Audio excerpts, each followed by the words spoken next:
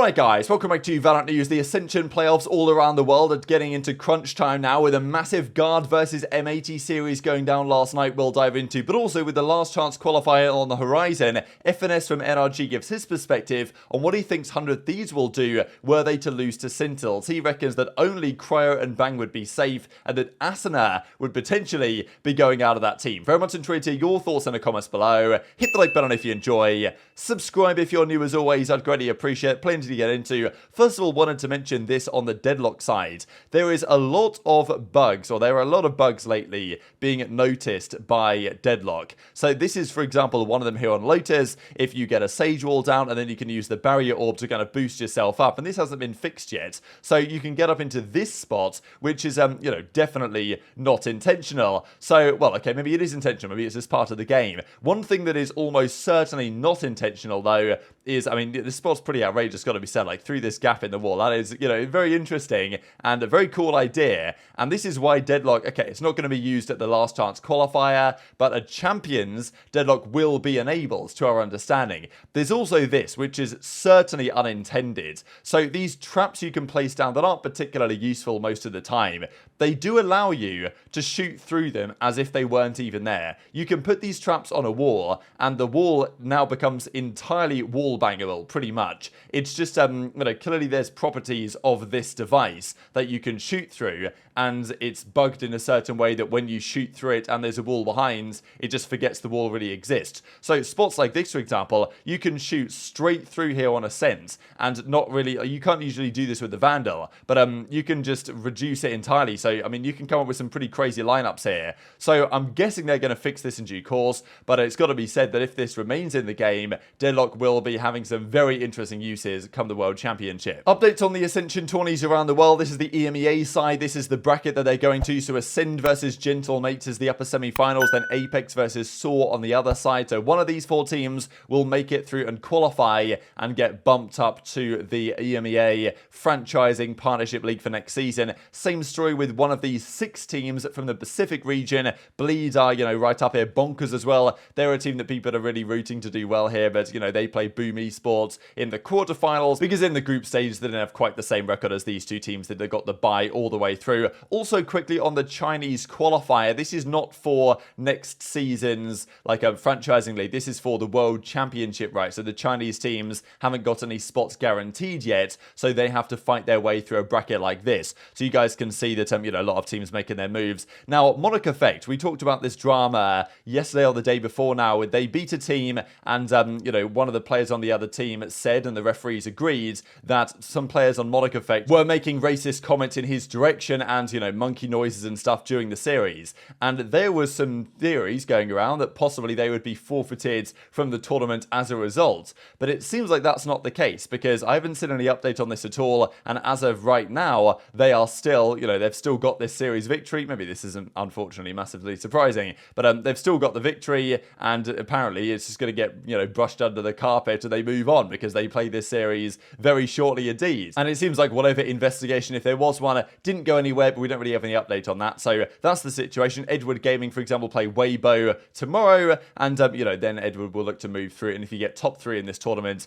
then you make it all the way through to Champions guaranteed. Let's talk about the Americas Ascension, though, because this is the one that's really kicking off at the moment with the final couple of matches going down over the coming days. The Union versus Fusion was last night, and look, this Askia guy is really talented, no doubt about it. People call him the Brazilian Aspas, but of course he is Brazilian, as is Aspas. So, just another good player. And look, the Union team is controversial. We've talked about it before, and it'll be mentioned again as long as they continue to thrive in this tournament as they presently are. They've got some controversial characters, to say the least here. NTK, for example. I mean, look, there's many obvious unfortunate jokes that are emerging as a result of this, such as Pank is, entering into the sites without consent and all this type of stuff. But look, as players, they're really talented, right? It's got to be said. And the Union right now, I think Fusion played better than they did the first time around. But, I mean, look at these shots from NTK here. That second one was just ridiculous. And, I mean, he ends up clutching it as well. So,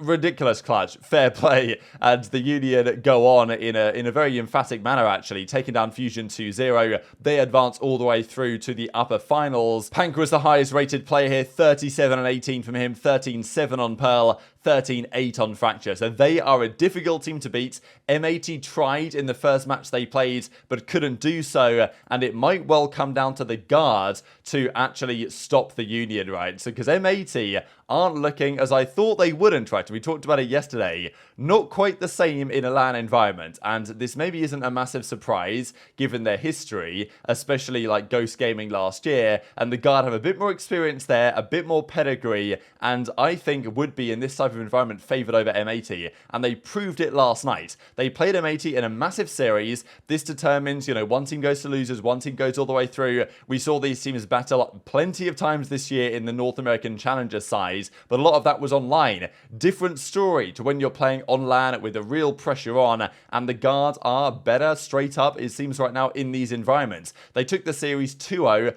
Pretty comfortable. It was quite close, as you'd expect, but I mean, look, these guys have played before. M80 have generally had their number, but in this setting on LAN, different story. The Guard get the victory, and there was a crazy halftime actually here. Like, look at this scoreboard from M80 when, you know, Nismo, EU, JonQT, Kuala Noob, they're not doing anything. They've got 18 kills combined. Zan has 18 kills on his own on the Omen. So, you know, M80 weren't really firing at all cylinders here, and that was enough for a relatively clean 2-0 victory for the Guard. So we'd already seen M80 lose to the Union earlier in the tournament. I expected them to keep getting stronger, as I think they still possibly will, and M80 are definitely still the favourites to make it through the losers bracket uncontested. But the Guard might be the team to look at if, you know, if the Valorant community wants a team to take down the Union to stop them winning this, because very controversial team, as we've discussed before.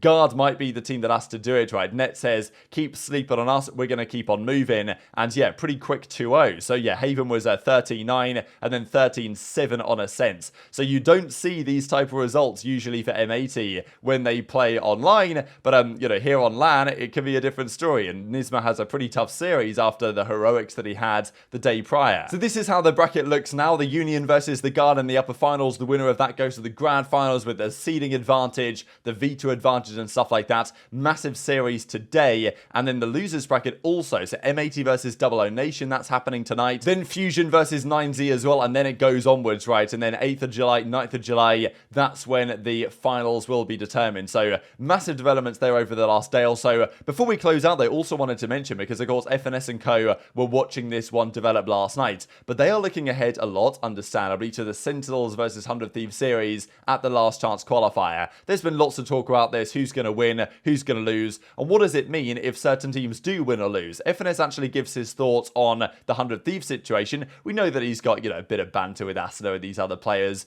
over time, but you know, he seems to say what he believes here, and I can understand it, because if you lose this series, either team, your job is most certainly not guaranteed for next season, and Marv will obviously hope to win. They are former teammates, but 100 Thieves as the underdogs, if they were to lose, what changes would they look to make? Here's my prediction. They'll keep Cryo and Bang, and the rest are question marks.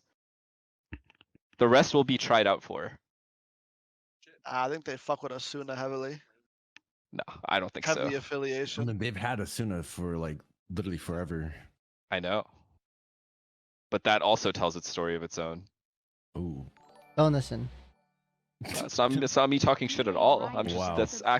tell me that isn't facts. They've had him the entire time, right? It sounds kind of opinionated, no? Not at all. I feel like Bang, they're it make okay. injecting. Cryo makes sense for the reasons I said. Bang makes sense for the reasons I said. Mm-hmm. But everybody else will be a question mark. There's no way. I'm just here for the right, chat. I didn't say any of this, by the way. Don't listen, guys. Just win. Don't listen, Derek. Just win, guys. I didn't say any of this, by the way. This is all Actually, no. FNS. Okay, you might be wait. Actually, you might be right, because Asuna owned in the season. Yeah. Facts. Telling you. He was. I think he was higher rated than any of them. So Asuna Just might change his stay. name. Not Cryo. Cryo was the highest rated. Wasn't Asuna right up there? Because Asuna was played other second. agents though. Yeah, that's true. I guess that's true. If you... No, I'm almost positive. Why don't we Asuna just take a owned in the gander? season. Let's just take a gander. Let's see. No, I'm telling you. Asuna Yeah, was nice on the as soon as game. Sky was good, as soon as Raze was like decent, Don't forget us get keen, bro. and Gecko, yeah, he played pretty well this season, like individually. Sam just goes straight to his own stats. Sam. Anything else? bro? Yeah, go look. He played well, Cryo and he Cell's plays here. KO too. Cryocel's Cryo's- here. Asuna here. So 100 Thieves as an entire organization, actually, like across all of their different teams across esports, haven't been looking particularly good lately. And again, this Valorant team is another example. I thought it was going to be better than it was at the start of the year, and he reckons that Cryo and Bang should stay around. I'm inclined to agree with that. I think Bang's a very solid player. Cryo's done a good job, definitely has a bright future. But it is difficult to say, and the idea that Asuna, having, you know, been a staple of that 100 Thieves team for so many years at this point, being gone is interesting. But as FNS seems to say, well, if he's the common denominator of multiple underperforming rosters, then maybe it's time to go type thing. And 100 Thieves might feel similarly, because out of a 5-man team that underperformed as hard as they have done this season, if they were to lose to Sentinels, you know, 2 of these 5 players staying is probably what you'd expect, right? You'd expect maybe 1 or 2 of the 5 to stay, and then a complete rebuild around that, because if you keep the majority of the team, then, you know, there's actually, you can argue that not actually that much is being changed there. So, yeah, what do you guys think about FNS's perspective? Is he right to say that Bang and Cryo will stay, and the rest of the guys will be dropped on their neck, effectively, including Asuna? Or do you see it going a different way? And even if they were to win this series against Sentinels, and then lose in the next round, for example, and then go out to the losers bracket, then the same argument still applies. So, yeah, maybe FNS is speaking from a sense of personal bias, but he also understands things, and it's quite interesting that he's going into quite some detail here on what he expects from these teams to do once or if and when things go wrong for these organizations. Very much enjoyed to hear your thoughts in the comment section below. Hit the like button if you enjoyed, subscribe if you're new, take care, and I'll see you next time.